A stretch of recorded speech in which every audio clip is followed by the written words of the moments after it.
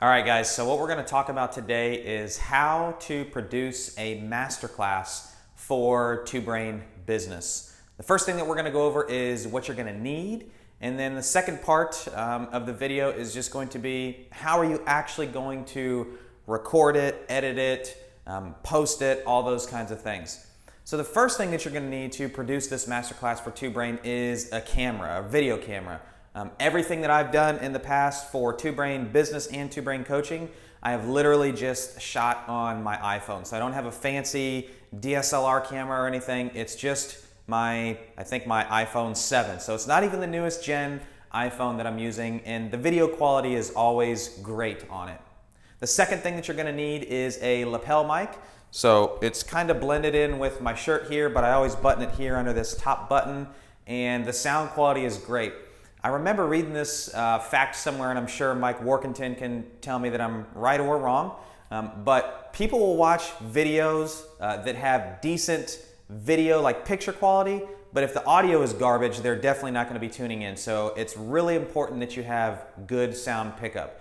Yes, you can just use like the external microphone on your phone or your camera, but it's especially like in my office where I'm at, it's like walls and a laminate floor, so it would echo really, really bad. Versus if you have a lapel mic, the sound comes through a lot cleaner and crisper.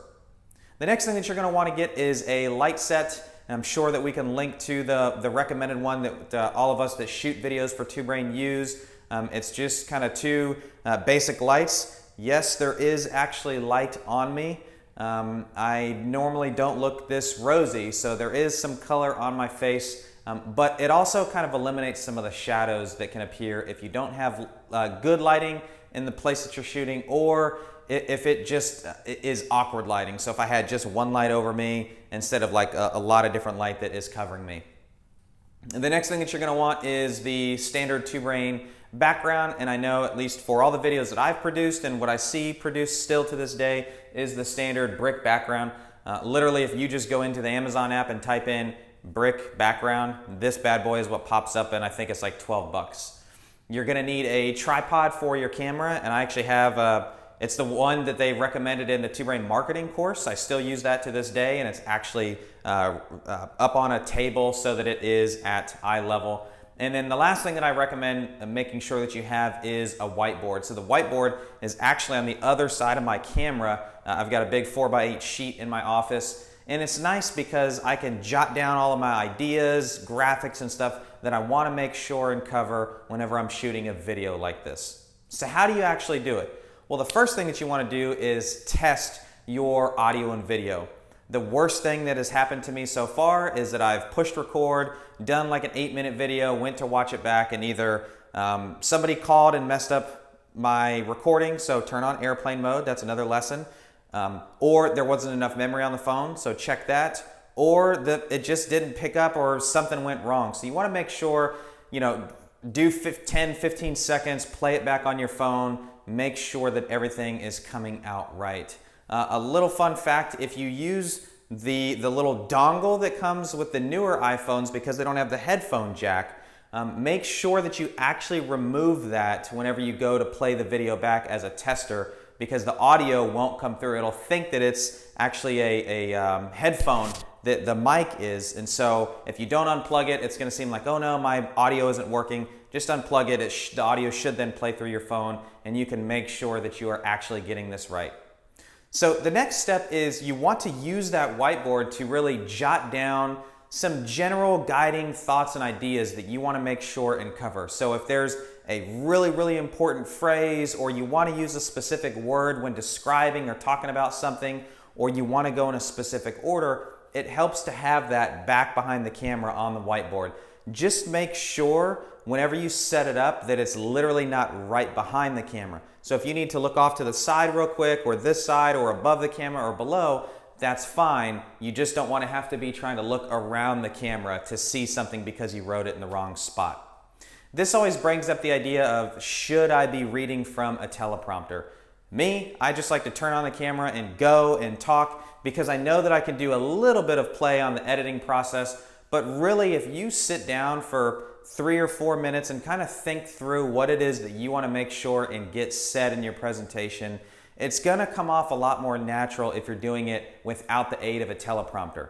Now, if you do want to use one, just make sure that you're not like deliberately reading like a robot off screen like this might look like right now. There are teleprompting apps that you can use depending on if you're shooting on your iPad or your computer, where it literally looks like you are looking through the camera as the teleprompter is running, and you can have it up there exactly what it is that you want to say. The next thing that you're going to do is obviously push record, get in front of the background, make sure everything's working, do your thing, turn it off. And then when you go to the editing process, and all the editing that I've been doing lately is just through iMovie on my MacBook, just upload it in there, and then we're actually gonna have a video put together for you guys on how to edit it. But the very basics are this. Edit out the part where you hit record from behind the camera, walked into the frame, smiled, and then started talking, got done, all right, and then edit out the part where you walk back around. So when you get done with the presentation, it should be, and that's all, folks, and that's where you should edit it. They shouldn't see you walk back behind the camera, turn it off, and then it looks all kind of goofy like that. The next thing that we're going to work on is actually inputting graphics. So instead of the old school days where we would turn and draw all over a whiteboard and it kind of looked crummy and shadows are all over the place and it doesn't look all that professional, now what we're going to do is teach you guys how you can input graphics like you see up here beside my big old bald head.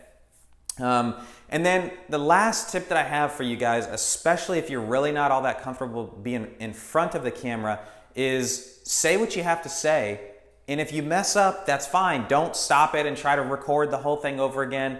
Just, you're not going to be happiest, and it's not going to be real natural if you have to constantly get back into it. So if you mess up, stop, don't move, stay in the same spot, look at the camera, pause for 3 to 5, even if it's 15 seconds where you kind of gather your thoughts and organize what you want to say over again, smile, and then start again. And so what can then happen is when you go into the editing process and you remember, oh man, 4 minutes into this 10-minute video, there is a period of, you'll see no audio coming through, and you can cut that piece out, and then it's actually gonna flow really well, and the right things are going to come out.